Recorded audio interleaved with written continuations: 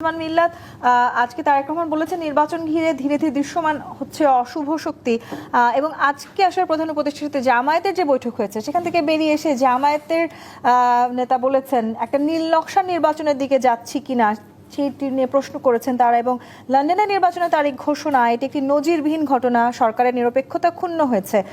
তার মানে আসলে এই নীল নকশাটাও কি লন্ডন থেকেই হলো কিনা? ধন্যবাদ আপনাকে এবং আমার সহ আলোচক দুই ভাই একসঙ্গে আমরা আন্দোলন করেছি।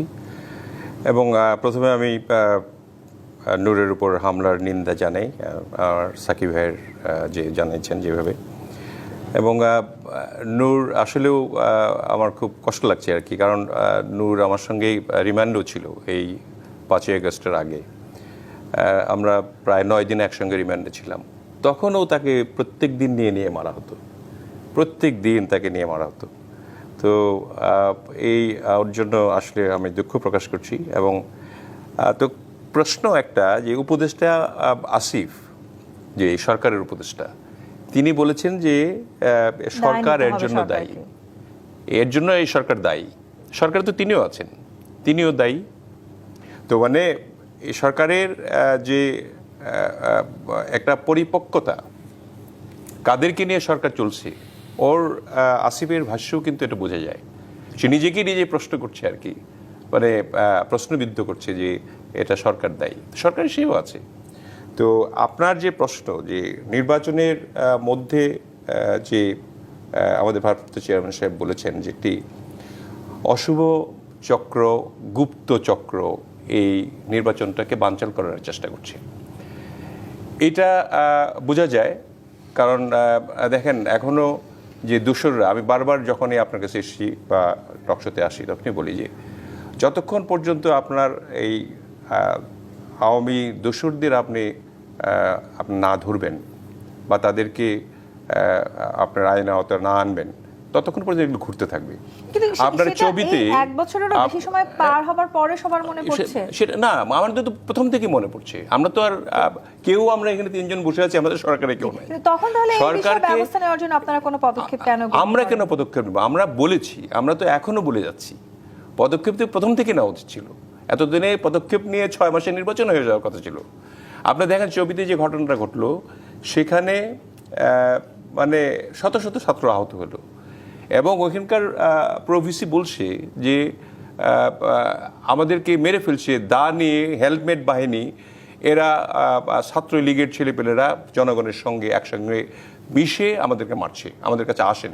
তারা প্রভিসি আর্জ করেছে যে ওখানে জিওসির কাছে ফোন করেছে, তারপরে আপনার প্রধান উপদেষ্টার অফিসে ফোন করেছে, স্বরাষ্ট্রমন্ত্রীর কাছে ফোন করেছি, তারপরে 2 ঘন্টার মধ্যেও ওখানে যেতে পারেনি কেউ। তার মানে হলো এই সরকার মানে একটা রাজনৈতিক সরকার থাকলে যেটা হয়, এই অরাজনৈতিক সরকার একটা ম্যানেজ করতে ব্যর্থ। এই জন্য যত দ্রুততম সময় সম্ভব নির্বাচনটা খুব দরকার। নির্বাচনটা যদি হয়ে যায়, নির্বাচনের দিকে যাচ্ছে কিনা না সেটা তো করবে। লন্ডনে বসে যে নির্বাচনের তারিখ ঘোষণা হচ্ছে, এটা নজিরবিহীন ঘটনা। জামায়াত তো বলবেই, কারণ জামায়াত চেষ্টা করছে। এখন তো তারা চিন্তা করছে যে আমরা তো মানে এখন দ্বিতীয় বৃহত্তম দল, কারণ এনসিপি তৃতীয় বৃহত্তম দল, এবং দলের সংখ্যা কতটুকু, that is a different case.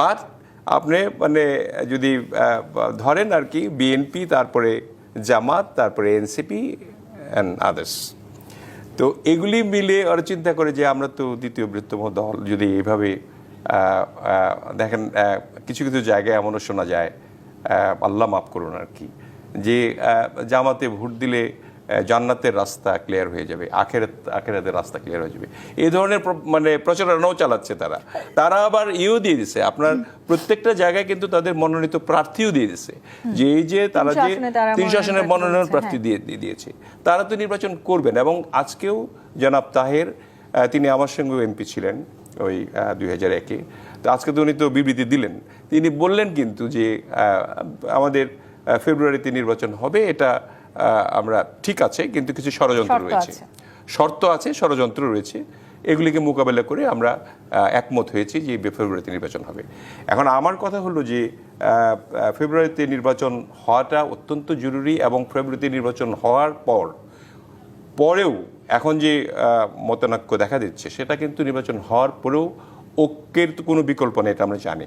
ঐক্য কিন্তু তখনও করা যাবে। বারবার আমাদের ভারপ্রাপ্ত চেয়ারম্যান জনাব তারেক রহমান আজকেও বলেছেন যে আমরা নির্বাচিত হওয়ার পরে সবাই মিলে একসঙ্গে দেশকে পরিচালিত করব। এটা একটা ফর্মুলা বের করে নির্বাচন যত এগিয়ে আসছে আমরা দেখতে পাচ্ছি নানান রকম আসলে উত্তাপ ছড়িয়ে পড়ছে নানান ভাবে বিভিন্ন জায়গাগুলোতে আমরা দেখতে ওই যে অশুভ শক্তি বা গুপ্ত শক্তি, সেটাকে দমন করতে হবে। আপনি নিশ্চয়ই দেখেছেন যে আজকে এই তিনটা রাজনৈতিক দলের সাথে বৈঠকের পরে প্রেস উইং থেকে জানানো হয়েছে সরকারের যে নির্বাচন সঠিক সময় মতোই হবে, পিছিয়ে যাবার আসলে কোনো ধরনের কোনো সম্ভাবনা নেই। কিন্তু নির্বাচন যাতে সঠিক সময় হয় সেই জন্য যে পরিবেশ পরিস্থিতি দরকার সেটি আমরা দেখতে পাচ্ছি নাকি আসলে এই যে জুলাই সনদের আইনি সাংবিধানিক ভিত্তি গণপরিষদ নির্বাচন বা বিভিন্ন দাবি দেওয়া সামনে উঠে আসছে, সেগুলো একটি বড় ফ্যাক্ট হয়ে যাবে নির্বাচনকে পিছিয়ে দেওয়ার জন্য? হ্যাঁ, সেটা পিছিয়ে দেওয়ার জন্য চেষ্টা চলছে অনেক আগে থেকেই, এবং বিশেষ করে এনসিপি তো আগে থেকেই বলছে যে গণপরিষদ নির্বাচন করতে হবে, আইনি ভিত্তি দিতে হবে আমাদের যতগুলো সনদের, এগুলি তো দেওয়া হবে অ্যাকচুয়ালি। অ্যান্ড এটা আসলে নির্বাচন বানচাল করা বা নির্বাচনটা প্রলম্বিত করা, এটার পিছনে তারা তো অনেকদিন আগে থেকে কাজ করছে। সেটার তো অলরেডি আজকে সিদ্ধান্ত হয়েছে, এবং এর আগেই সিদ্ধান্ত আমরা পেয়েছি যে ফেব্রুয়ারিতে নির্বাচন হচ্ছে, এবং ফেব্রুয়ারিতে নির্বাচনের পক্ষে যারা থাকবে না, আমার ধারণা আর কি, আমার তো নির্বাচন করে আমি অভ্যস্ত, যে এই কোনো দল যদি নির্বাচনে না আসে আস্তে আস্তে কিন্তু তারা বিলীন হয়ে যায়। তো এখন এমনিই নতুন একটা দল গঠন করেছে তারা, ছোট একটি দল, তার আস্তে আস্তে নির্বাচনে এসে নির্বাচনের প্রক্রিয়ার মধ্যে থেকে।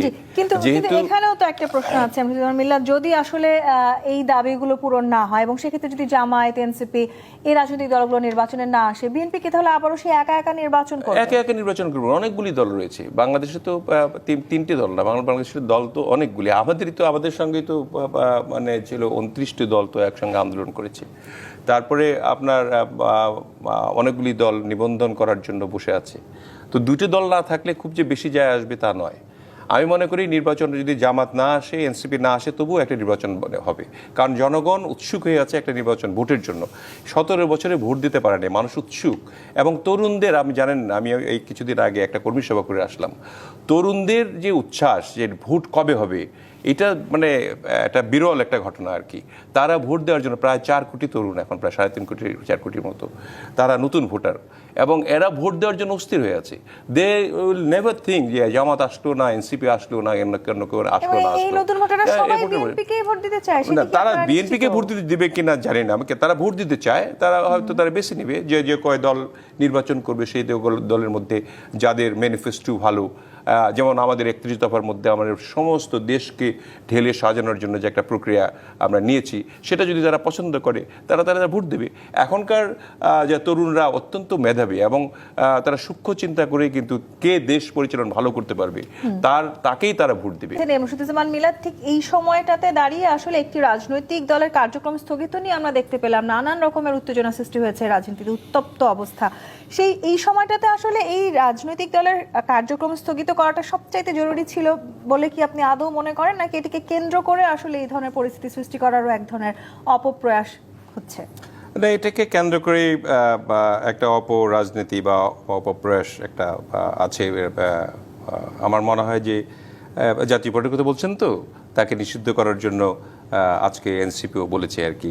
এর আগে তো আওয়ামী লীগ নিষিদ্ধ করা হয়েছে। আমি নিষিদ্ধ করার পক্ষে কিন্তু আমি অ্যাকচুয়ালি নই আর কি। এটা জনগণ সিদ্ধান্ত নেওয়া উচিত, জনগণকে আপনার সুযোগ দেওয়া উচিত তাদের বিচারে কাকে নিষিদ্ধ হবে, কে না হবে, কাকে রাখবে না রাখবে, এটা কিন্তু ভোটের মাধ্যমেই হয়। তো সেটা হলে ভালো হতো। আমি জানি না মানে এটা নিষিদ্ধ করবে কিনা। এই সরকার তো অনির্বাচিত সরকার হলেও অনেকগুলি সিদ্ধান্ত নিয়েছে রাজনৈতিক দলের ব্যাপারেও। তো দেখেন, আসলে মানে দেশের অবস্থা তো এমন অবস্থা হয়েছে যে দারিদ্র্য সীমা এখন 26% নিচে, আপনি তো জানেন বোধহয় পরিসংখ্যান আর কি। ব্যবসায়ীদের অবস্থা এত খারাপ, এত ক্ষোভ, মানে এগুলি মিট আপ করতে গেলে আপনার সকল রাজনৈতিক দলকে ঐক্যমতে আসতে হবে। কিন্তু এই যে জাতীয় পার্টিকে ঘিরে এত উত্তেজনা সৃষ্টি হয়েছে, আপনাদের কি মনে হয় আসলে আওয়ামী লীগ জাতীয় পার্টির হাত ধরে আবার বাংলাদেশের রাজনীতিতে ফিরে আসতে পারবে? সেই সক্ষমতা তাদেরই বা কি আছে? এগুলি নাই, আমার কাছে তা মনে হয় না। এগুলি কথার ঝুড়ি ফুল, মানে রাজনৈতিক বুলি এগুলো হতে পারে, কিন্তু আমার মনে হয় না যে আওয়ামী লীগের ফিরে আসা কারো হাত ধরে ফিরে আসবে এরকম সম্ভাবনা অন্ততপক্ষে আমি 10 বছর 15 বছর দেখি না। তো আমাদের হওয়া উচিত এরকম যে প্রত্যেকটি রাজনৈতিক দল যারা আমরা মানে ঐক্যমত কমিশনও গিয়েও কথা বলছি, এবং যে রাজনৈতিক দলগুলি আসলে দেশের ভালো চাই, মঙ্গল চাই, যেটা সাকিব ভাই বললেন যে দেশের স্বার্থে, জাতীয় স্বার্থে, মানে দলের স্বার্থে নয়, আমাদের দেশকে আগাতে হবে, এটা এরকম মনোভাবটা যদি এরকম থাকে, দেশ আগাতে হবে, বাঁচাতে হবে জাতি আপনার, তাহলেই তো জীবন্ত হবে আমাদের জীবন, এবং মানবিক উন্নয়নের দরকার আমাদের। ধন্যবাদ রাজিকুজ্জামান রতন জোনায়েদ সাকি আজকে আমাদেরকে সময় দেওয়ার জন্য।